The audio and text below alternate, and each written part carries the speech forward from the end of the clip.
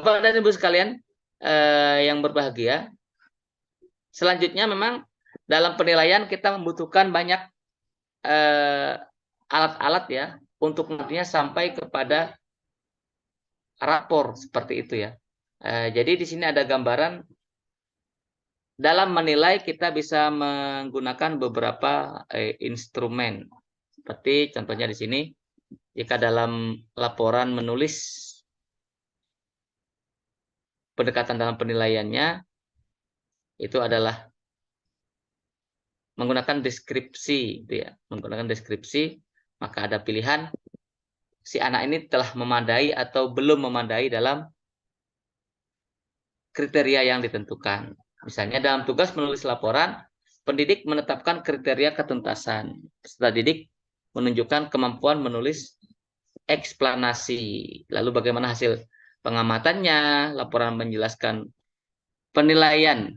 Tadi berkaitan dengan rubrik, ini beberapa hal yang lain adalah nanti bisa juga dipelajari oleh Bapak dan Ibu, penilaian dalam kurikulum yang berupa interval ya, berupa interval bagaimana kita bisa memberikan gambaran kepada masing-masing siswa tingkat kemampuannya sudah seberapa sering muncul secara persentase. Ini juga sering kita lihat dalam kurikulum K13 juga sering ya.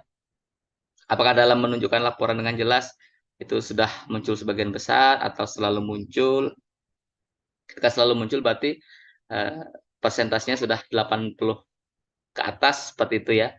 Lalu hasil kemampuan menulisnya apakah belum muncul atau muncul baru sebagian kecil saja, berarti ada remedial di bagian yang diperlukan saja. Kalau masih belum muncul sama sekali, maka adanya perbaikan di seluruh bagian. Ini adalah contoh penilaian kita kepada gambaran kepada peserta didik kita. Selanjutnya, ini akan kita lihat gambaran ketika Bapak dan Ibu memasukkan nilai sebagai contoh dalam persiapan untuk raport ya. Jadi seperti ini juga gambarannya kurang lebih sama Bapak dan Ibu. Hanya saja mungkin kita mengambilnya dari arah yang mana. Seperti dalam contoh ini kita mengambil dari tujuan pembelajaran sampai seterusnya, dan akan terlihat yang berwarna ini belum mencapai pada tujuan kriteria yang diharapkan. Dan ini pengolahan penggunaan nilai raport. Di sini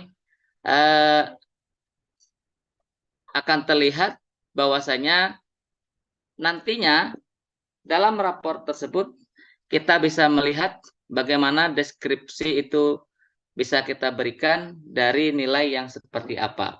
Sehingga nanti yang terlihat, saya lihat juga itu masih kurang lebih sama dari kurikulum 13, bahwasanya deskripsi yang dimunculkan masih berupa apa yang tertinggi dari lingkup materi, lalu apa yang terendah dari lingkup materi. Deskripsinya kurang lebih sama ya.